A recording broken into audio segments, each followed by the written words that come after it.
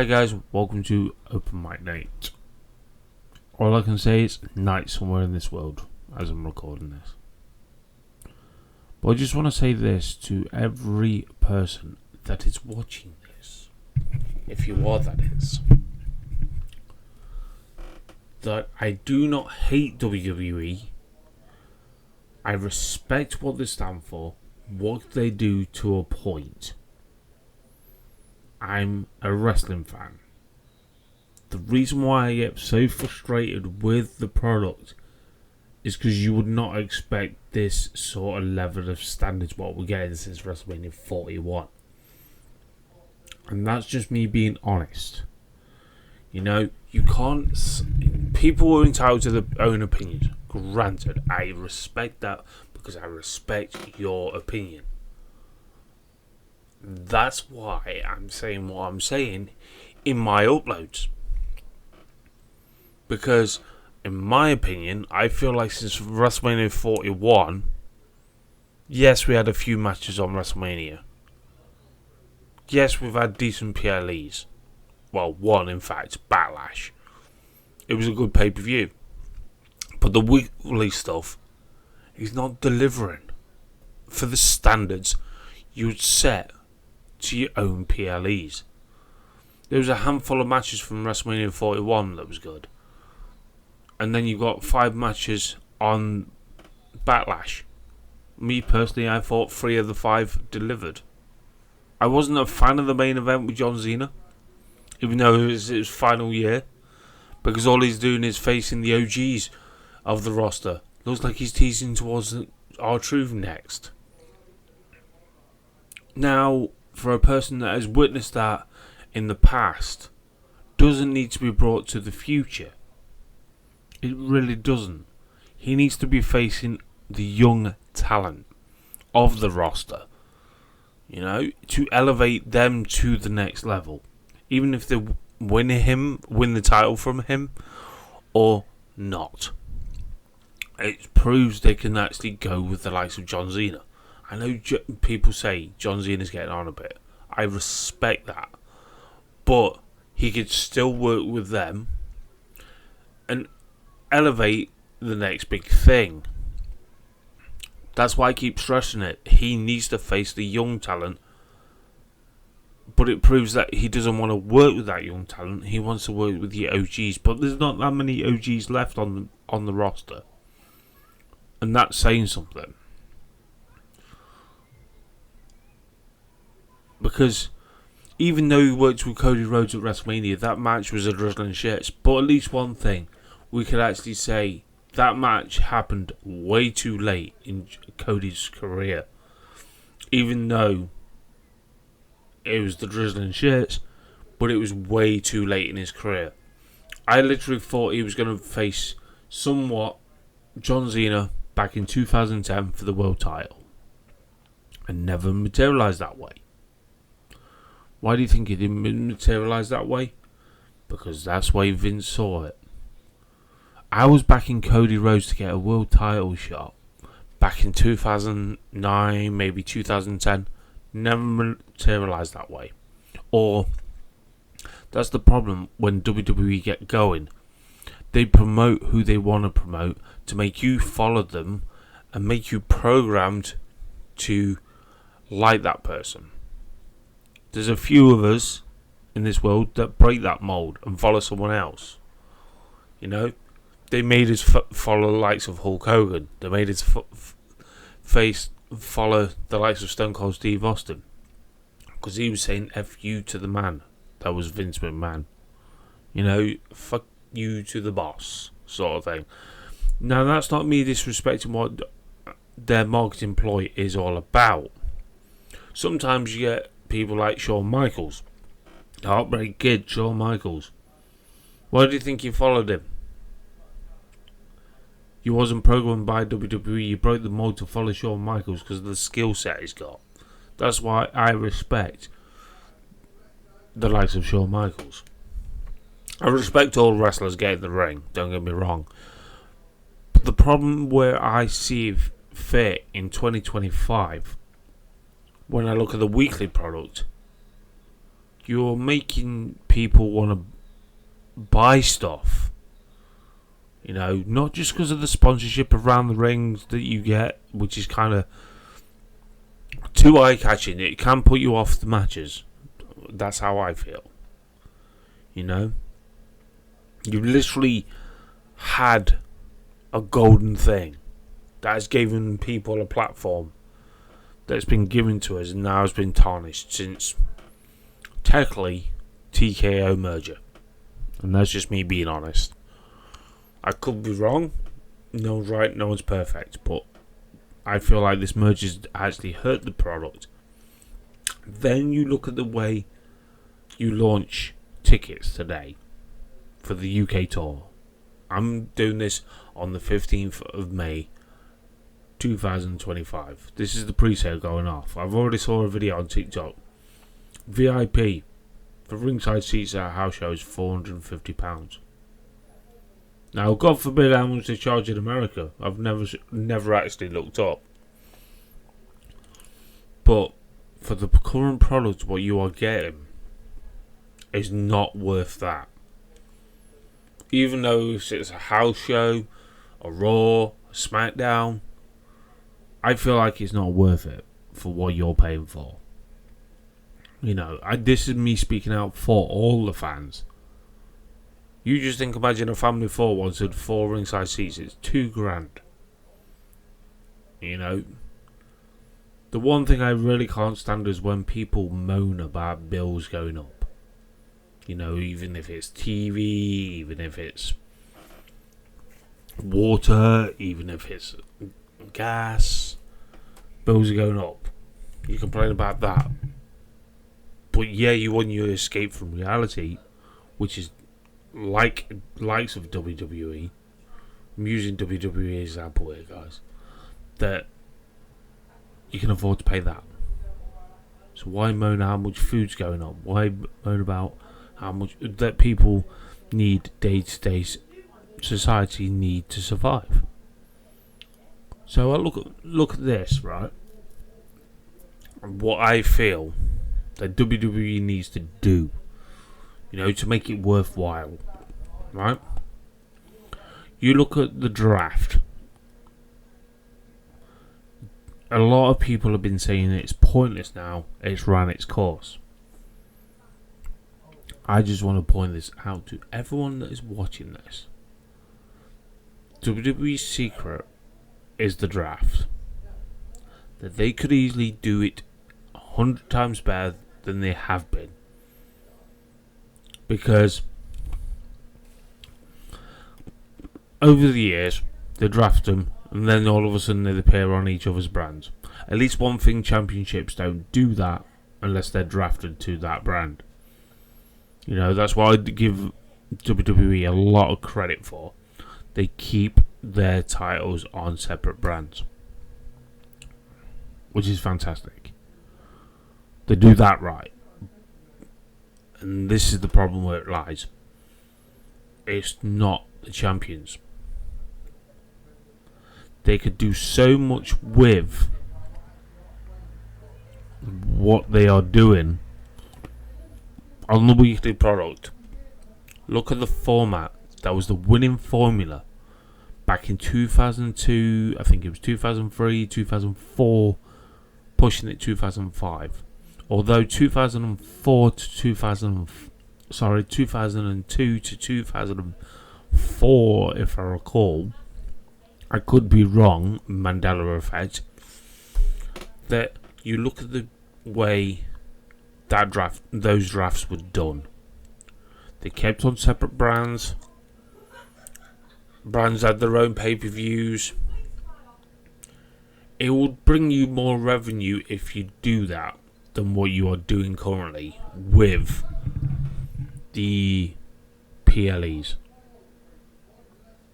Because end of the day, the reason why I said that was the winning formula and they need to introduce that back to the WWE is because there was builds towards separate brand pay-per-views. They only got together, if I recall, on the Big Four. which is achievable in itself, is handwritten there, pure, plain and simple, that this needs to happen again. You know, you had decent storylines. I know it was the ruthless aggression, but you literally had build towards certain superstars, let alone you were building towards making future faces of the company. The likes of Brock Lesnar, do I dare mention. You had the likes of Randy Orton. You had the likes of John Cena. You built up Edge over that period when he went his separate ways from Christian. You know, never thought in a million years you would see Edge when you thought he was in the from 1 minute in the Brood to obviously Edge and Christian, now to rated R superstar. You know, sort of building towards that entity. You had Dave Bautista. You literally had that many wrestlers and the plethora of talent that you had come through your doors. You've got more than ever, and I feel like you're not utilising everyone, but you're trying to please everyone, but you're not building up your divisions as such, where a lot of things are lacking in the current climate of WWE. But the handwritten thing is, what I'm saying to you guys is that when I saw the draft in 2002, it meant something. At least Raw had its own identity towards its storylines. You had the likes of The Rock, Stone Cold Steve Austin. Obviously, faded away from it gradually. You had like Kevin Nash. You had the likes of, this was over time. But that format of the draft actually worked a lot into people's fandom. You know, at least one thing you could literally say, Raw and SmackDown had its own entity, its own storylines, it's had its own champions, it's had its own divisions, but it worked. You literally had that worked in their favour. Because you knew where to go. You knew something would appeal to you to watch it. You know. Why do you think all of a sudden you had SmackDown beating Raw? Fair enough, you had Paul Heyman booking the thing. But you had different entity. You made the draft feel like it was worth something. Where you had the likes of a war between both brands. Which is fantastic in itself. But I literally, honest to God, when I look at the way that was done, and people say 2004 was a rough patch on Monday Night Raw, rough patch on SmackDown. I feel like the worst era technically, other than current climate. I know that's a big thing to say, but I think the roughest one of all, I think SmackDown when it was in 2010, even though they were like building their future. That's why I said the likes of Cody Rhodes should have had a world title shot, if not the world title, in 2010. You know, but at least one thing back then, you knew full well that they were delivering good matches, and it gives enough time between brands to build up those pay-per-views or PLEs, whatever you want to class them as. You know, it's just common sense that to do this way, because you can build up your main event picture, you could build up your tag team division, you could build up your women's division, you know, abolish the women's tag team divisions, titles, because it seems like you're putting tag team matches but you're not elevating any tag team towards those titles, so there's no point in having them. You could build factions. You could build like decent storylines to captivate people that once loved and yet still love your company. I watch it because I'm a fan, a wrestling fan, and I can see a lot of flaws where WWE are going wrong. What worked back in the day that still would work today, because you are literally you're saturating the market as it is with so much to watch. You know, how many more brands do you want under your umbrella? You brought Evolve back, which felt like Florida Championship Wrestling when I've watched it. That's not me disrespecting it. That's me respecting it. You know, it had that vibe and a lot of promise to showboat what you can accomplish with these young stars. Then you've got LFG, which is like a tough enough / British boot camp what TNA put out. I do enjoy watching that. Then you got Legends, then you got Rivals, then you got so much of your profit margins on different networks. Fortunate we get Raw, SmackDown, PLEs, NXT, but a lot of the stuff that you literally put out, even the WWE biography series, love that, but I have to watch it through Dailymotion by someone's uploaded it. You know, you're not covering all your market. You just, fair enough, you want to treat it like a USA exclusive. You know, you thought Saturday Night Main Event was going to be that, but then you end up putting it on YouTube. You know, you're capitalising on the YouTube market. You got that much stuff, you are already saturating the market in a good way, don't get me wrong. You know, you're getting your revenue wherever. But this company's already got billions and billions and billions. Well, millions, we'll say.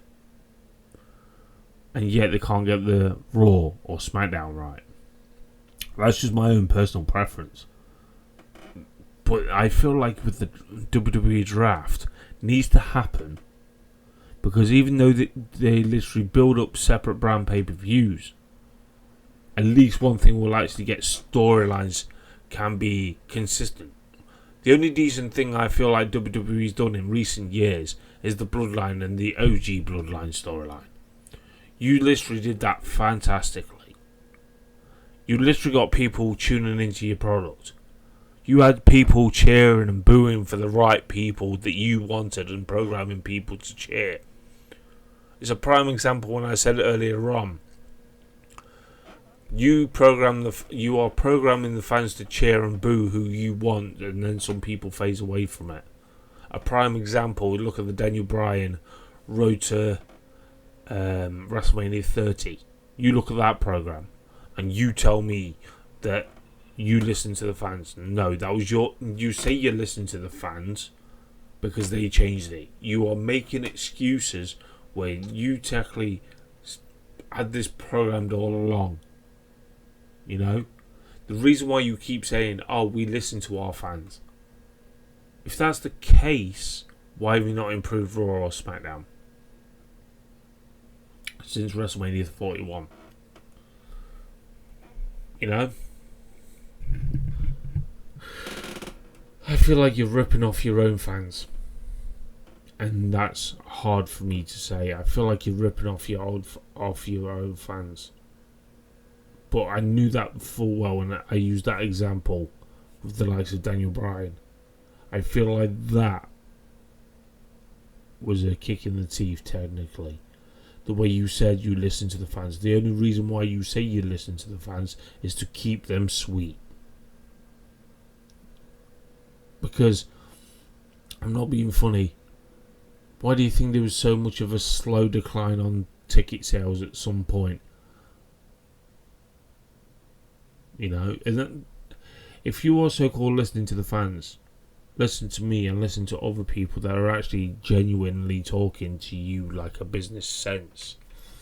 You know, because it's good business and good practice. If you are actually doing this, look at what you did this past Monday Night Raw. You had Finn Balor versus AJ Styles, a long-awaited rematch between them two, but you just gave it away just like that. With no build at all. You know?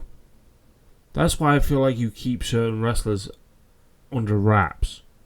What I mean by under wraps is that you don't use them for a while, and then all of a sudden you just use them just for the sake of it. And you're hoping the internet fans will actually forget where they were from, other companies, etc. This is why I always say, it's a cut, copy, and paste situation. And that's happening far too much in WWE.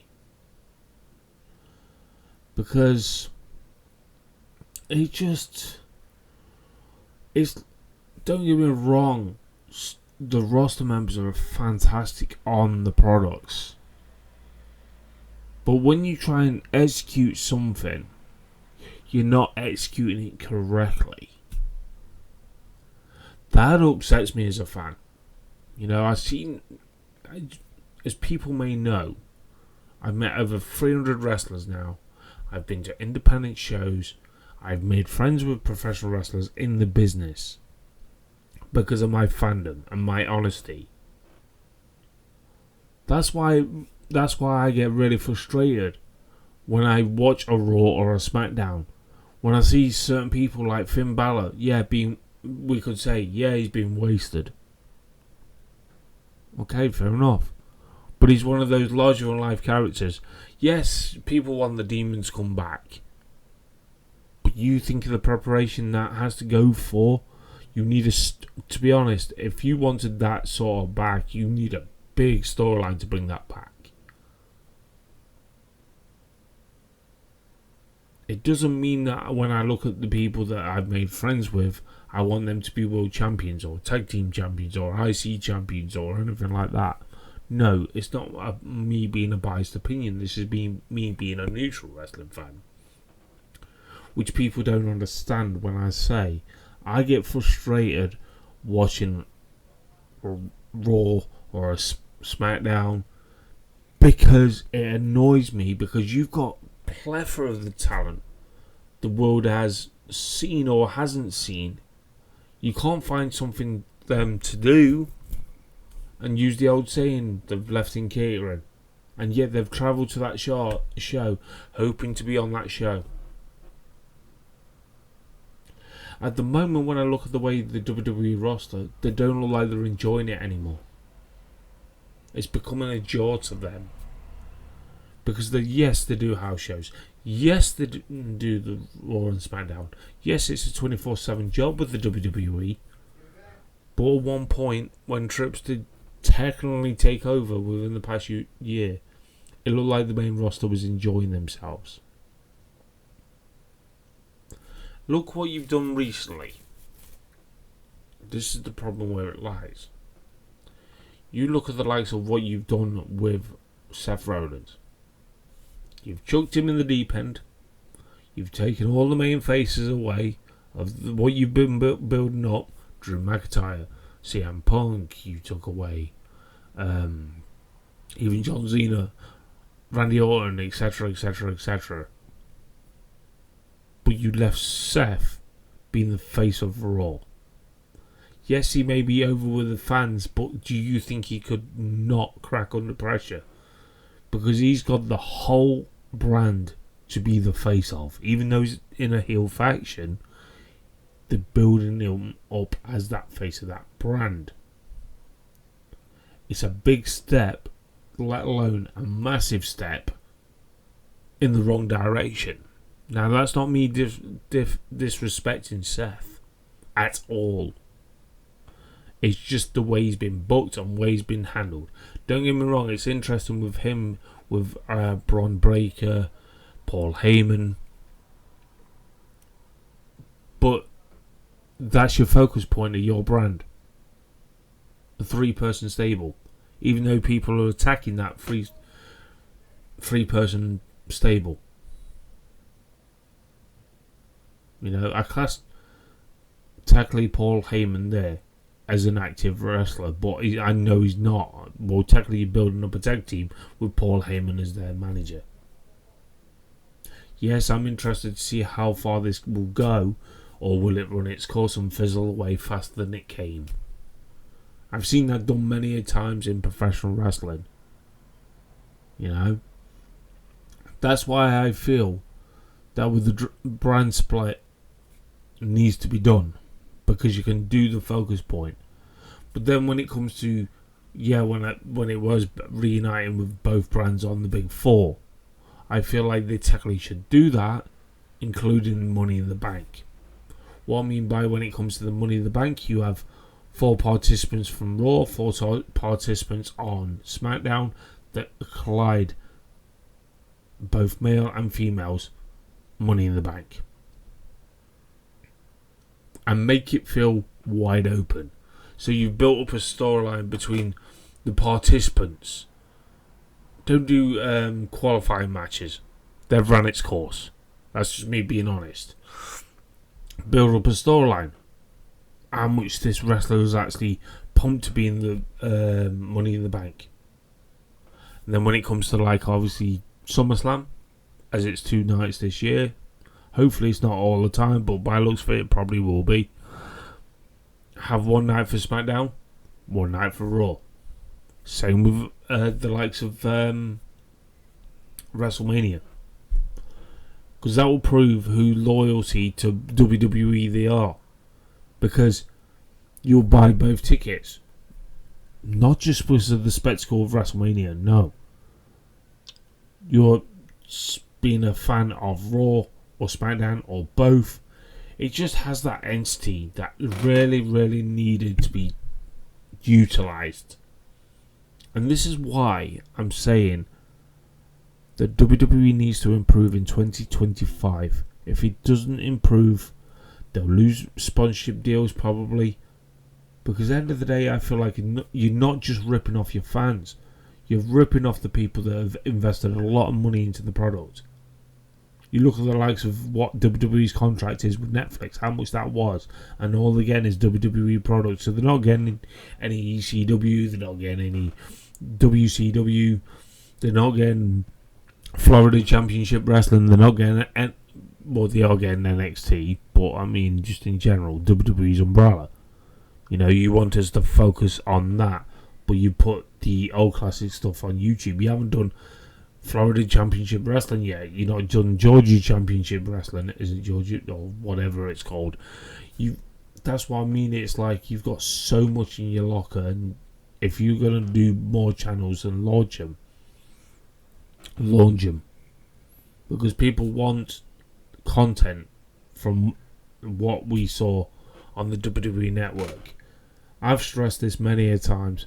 I feel like when it went to the WWE network, even though somewhat it was great, but I feel like the quality of a lot of stuff, like from different staging to different identities towards the shows, even though you got the branding, but I felt like it lost its identity towards what we got today.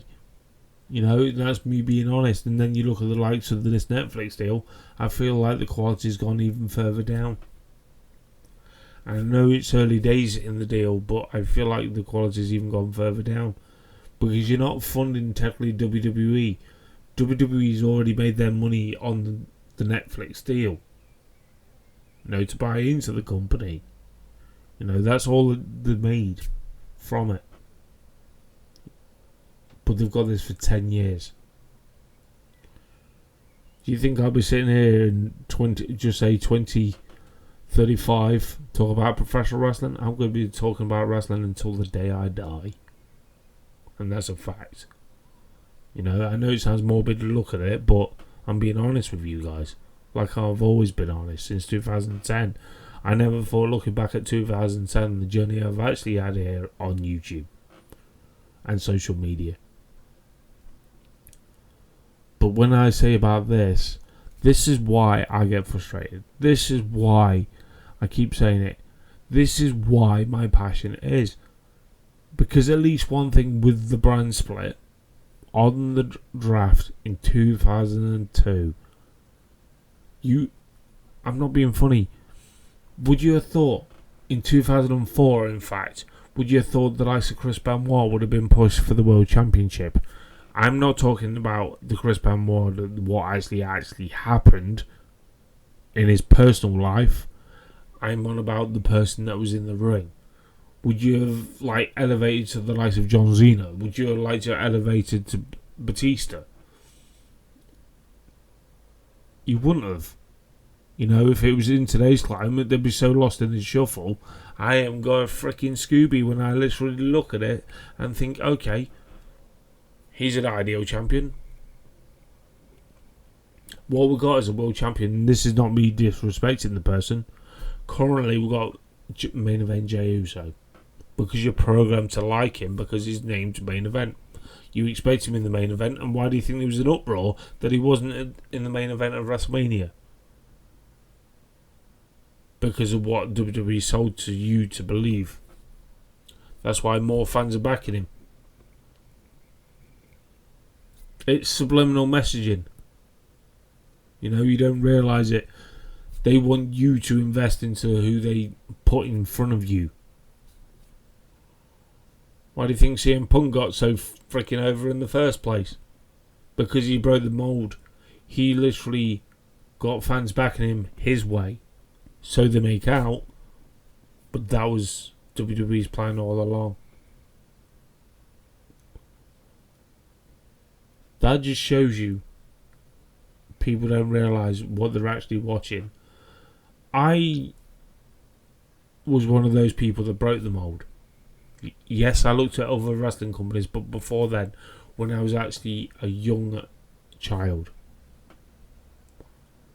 I backed Hot Rod Roddy Piper to go on bigger and better things. All he got was an IC title if he was lucky. He was one of those larger than life characters that was brash, harsh, and ain't gave a shit.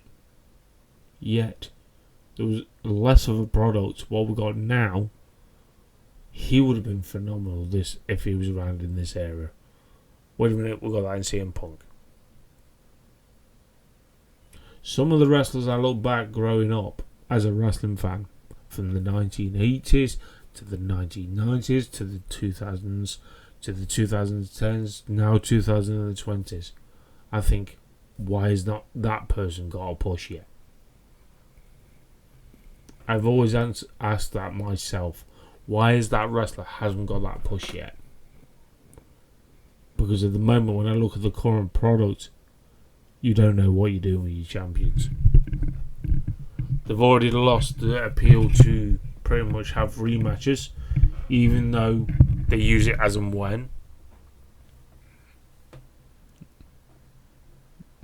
What has ever happened to the rematch clause when it comes to someone lose their title, then they end up getting a rematch clause, but they go the long way around it to build it? Prime example, look at main event Jey Uso. He's facing Logan Paul at Saturday main event for the world title, and yet Gunther comes out and says, I'm facing whoever wins out of that match at the next PLE. You know, that shit like that worries me. It feels like they don't care, they just think of the money that's rolling in. I care as a fan that to have it to done right, not to do them wrong. I felt sorry for those people who went to WrestleMania. Spend all that thousands of dollars, or pounds, or yen, or whatever, just to get to WrestleMania, to live their dream, the sample of WrestleMania. And I think, is that all you give us? Now, I'm not asking for 5-star matches. The thing is, with WWE, they are known for entertainment. That's the reason why I'm saying this. They need to get the storylines correct. That will actually get fans back in certain wrestlers. But the problem is, right? I don't think, when I look at, no disrespect to main event Jey Uso, I don't see him going to be the face for the company that very long, or that brand. You know, you did well with Cody to a point, but you didn't use him as much as you would expect. Yes, he did house shows. Granted, I give him full respect for that. But he carried that company on his back. He got fans backing him. Why? Because WWE programmed fans to back him.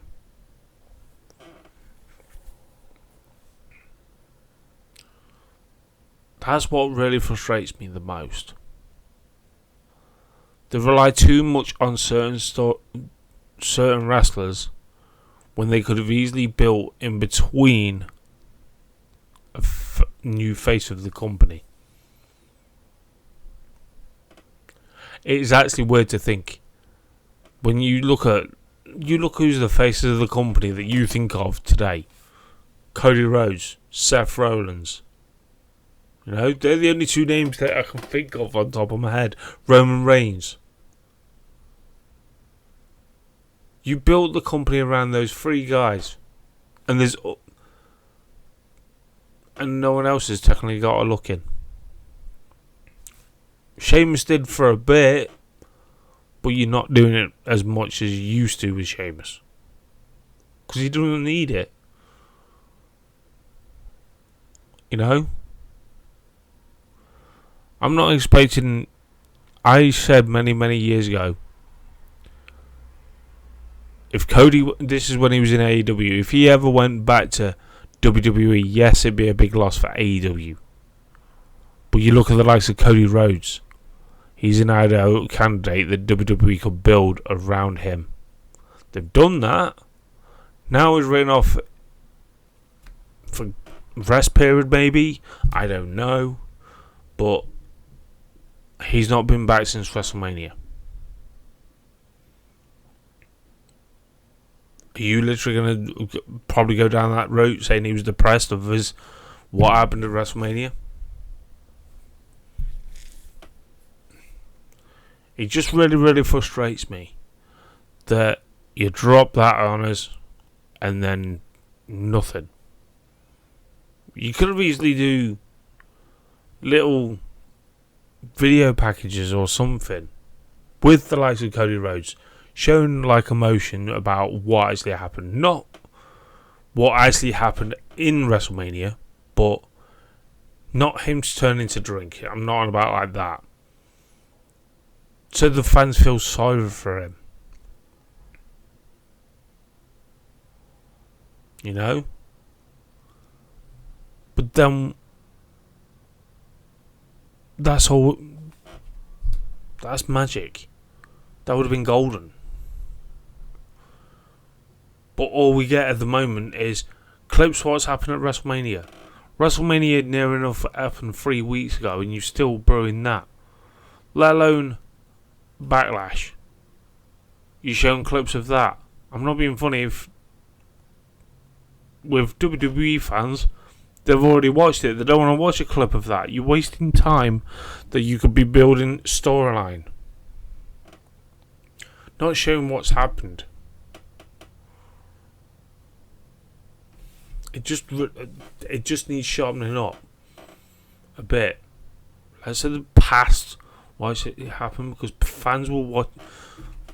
It's just me want to see the better in WWE. And that's just me being honest. And why do you think I look elsewhere why do you think I started looking at for elsewhere to watch? Because I'm a wrestling fan, not a WWE fan.